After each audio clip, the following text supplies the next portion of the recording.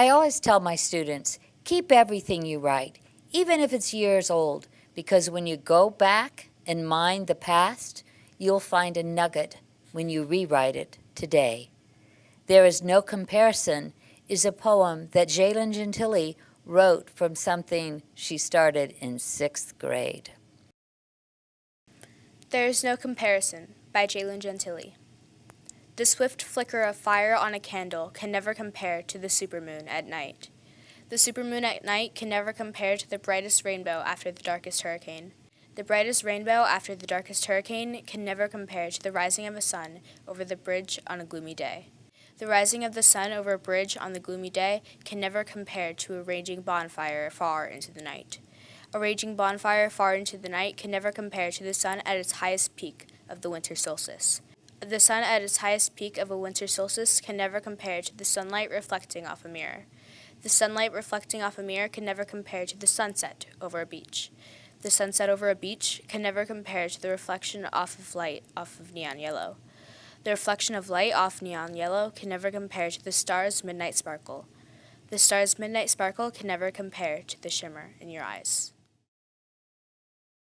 Sometimes the world throws us into a place we never expected or we never planned, and once we're there, we're surprised at what we find and what finds us.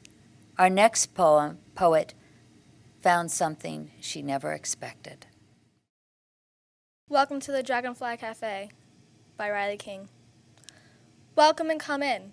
Get your pencil and paper, get some tea and relax. After all, you're in the Dragonfly Cafe. All you need to do is write what's ever in your head.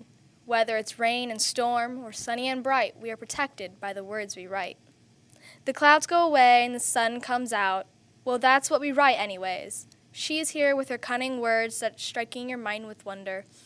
Your time is limited and you don't want to leave, but you have to leave. All of a sudden, a sound strikes your ear. Ding dong. That's the sound that ends your pencil and stops your hand. But not for long. You say your farewells and leave the walls of imagination. The door closes and you go on with the day. The next day, you look at the door and you see the symbol that fires your imagination. Well, what's less expected from the Dragonfly Cafe? All around us, all through our lives, we have wishes. Wishes for special things, but wishes for understanding, and that's the hardest wish to grant. Our next poet, Tahana Parker, is going to share her poem about a wish. Hi, I'm Tahana Parker, and my poem's title is I Wish. I wish you knew what you don't know. I wish you knew what the birds chirp to each other. I wish you knew what the wind whistles. I wish you knew what the dogs say when they bark. I wish you knew how it feels to stand in front of people you barely know and read them your own poem. The wind has many names. On the desert, it's Scirocco. A gentle breeze is Zephyr, but the one we always know is breath. Ivy Autman has her poem about the breath of the wind. The breath. There is a breath on the back of my neck. It's not mine, but it is. Although it feels cool on my neck, I feel the heat creep down to the tip of my toes. The sun shines on my neck, the breath being the only thing keeping me cool.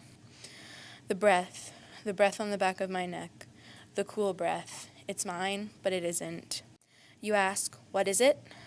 The wind's breath on my neck. I hear it whisper in my ear, blowing on my neck. The wind, the breath, my breath. Living in Florida, we're quite familiar with storms, but there are other kinds of storms besides windstorms and rainstorms. There are the storms we encounter just because we're alive. And A.J. Turner is going to share his poem, The Storm. I'm A.J. Turner, and this is my poem entitled The Storm. I am telling of a storm, this is true. However, I do not speak of the weather. I speak of the storm in me and you. The thoughts, of emotions, and ideas. The storm can be hard to spot in other people, though when you feel it, you know.